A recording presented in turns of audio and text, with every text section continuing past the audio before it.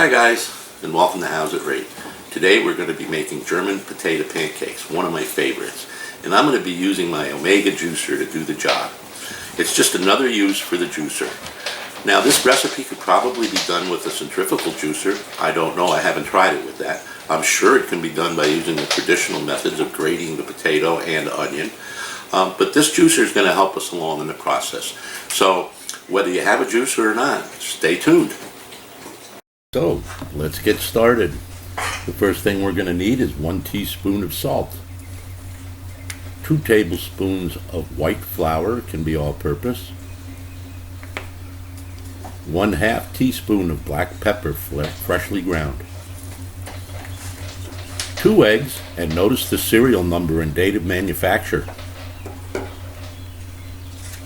1/2 of a medium-sized yellow onion, and 2 1/4 pounds of peeled potatoes. This method of having everything ready to go is called mise en place in culinary terms.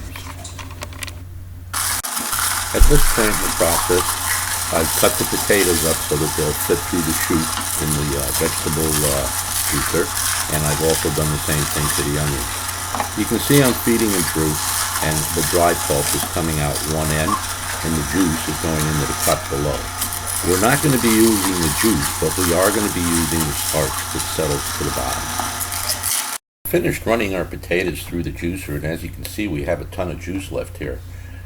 This is where we're saving time versus the traditional method where we grate the potatoes by hand and then have to squeeze all that juice out, which is virtually impossible. So big time savings here. Now, we're going to set that juice aside because we're going to let the starch settle and use it. You can see the potatoes are nice and dry. Just going to stir them up a little bit. And at this point, I'm going to add my salt into the mixture. This is 1 teaspoon of salt. Next comes the black pepper, 1/2 teaspoon. Just add it to your mixture. And 2 tablespoons of flour. That's all-purpose flour. Just sprinkle it in. And here come our coated eggs. Remember the ones that were dated and numbered and probably patented? I don't remember those when I was a kid. So we've added those, and we're going to stir them in until we get a nice creamy consistency. Doesn't take long. Just to scrape whatever flour may have stuck to the side of the bowls. It isn't rocket science, but it has to be done correctly. It's actually a little fun.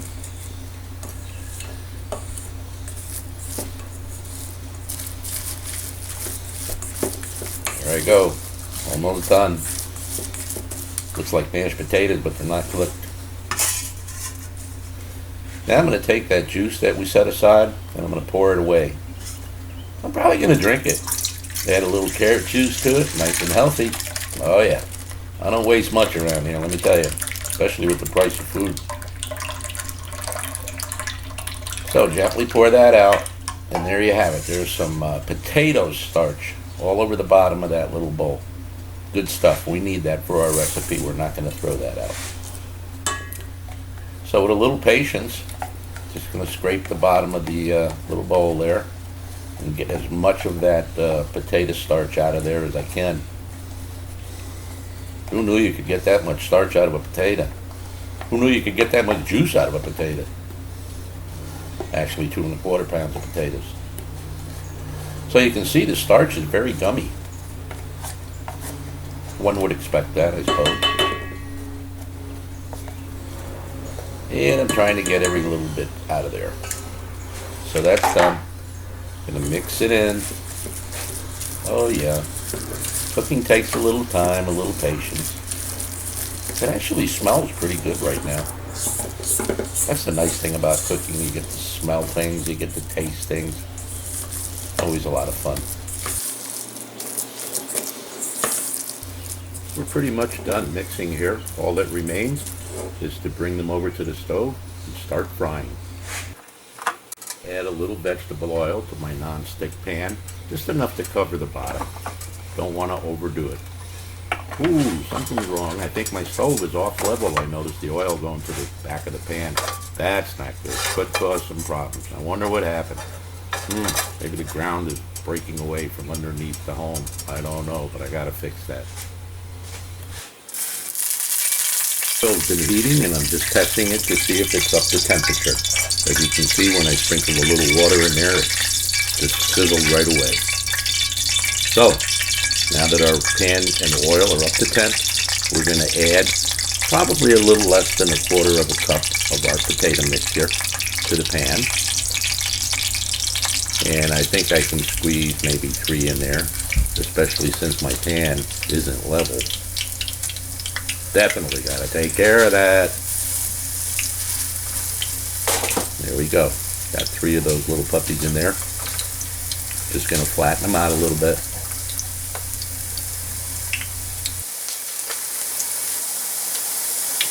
Like our potato pancakes are frying along nicely here, and this is a good time for a little trivia.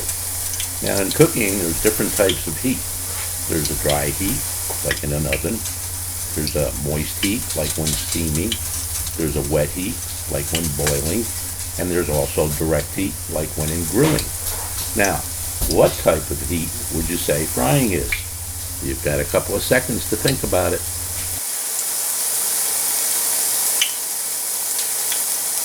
If you said dry heat, you're absolutely correct.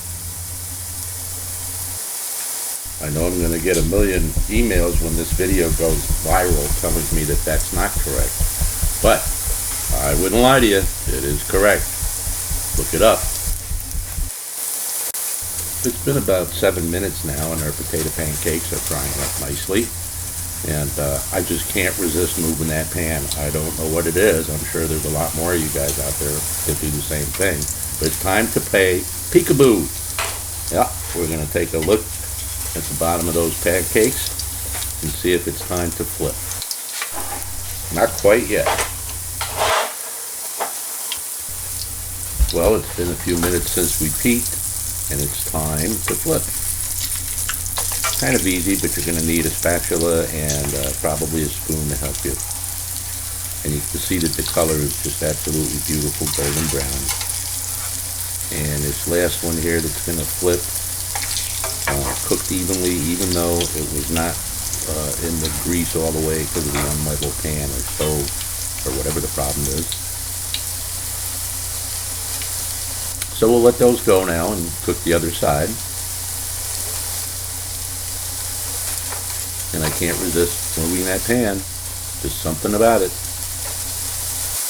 Cakes are frying up really well. And the key to a very good fry is to make sure that you try and keep your oil at 350 degrees. Nothing lower than that. Otherwise the oil penetrates the product. As I mentioned, this should be a dry heat cooking. So the hot oil causes that moisture to drive itself out of the product and prevents the oil from going in. If it gets warm or colder than 350, that process doesn't happen. Well, it's time to peek again. I love playing peekaboo. Yeah.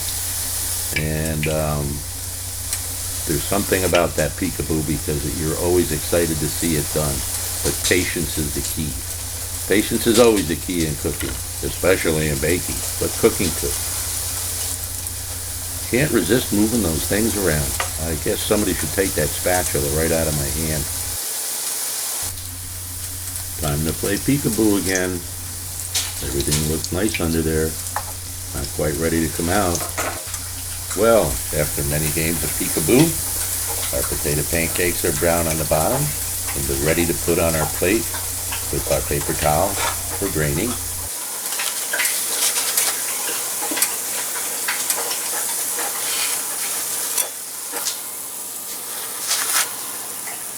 And there you have it, 3 lovely potato pancakes.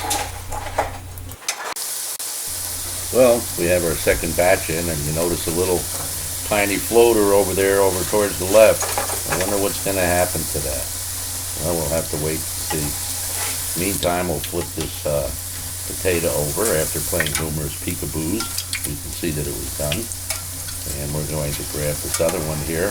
Oh, a little floater's in the way. What are we going to do about that? Remember, always batter your fingers before you fry them. Whoops, there it goes. Whoa, it's gone! And I can tell you it was delicious. Well, we've got all 6 of our potato pancakes fried up. Let's get them to the table before the neighbors break down the door. And here are 6 German potato pancakes. Have you ever seen such a thing of beauty? Alright folks, we're back from all our frying and such, and we have a lovely dish of German potato pancakes. Now traditionally these are served with applesauce, sour cream, whatever you like. Sometimes preserved peaches, preserved pears. Anything goes good with a potato pancake. So, we're going to give them a taste now and see how they came out.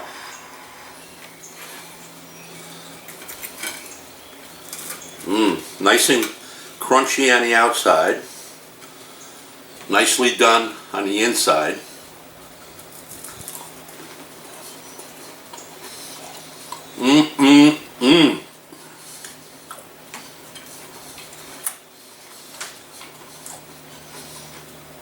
Perfectly seasoned.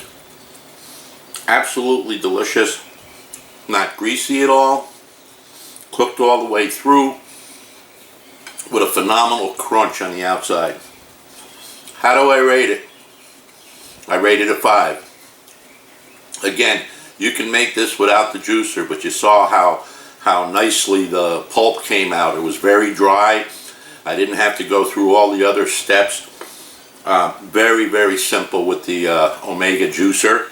I'd like to know how it turns out with centrifugal juicer. Maybe somebody out there can try it. If not, if you don't have a juicer, just the old-fashioned way, grate them up, and then once they're grated, dry them as best you can. And make your batter up with the potatoes, fry them up on medium heat. They're absolutely delicious. I hope you enjoyed this video. If you did, please give me a like, and don't forget to subscribe. We'll see you all soon. Bye-bye.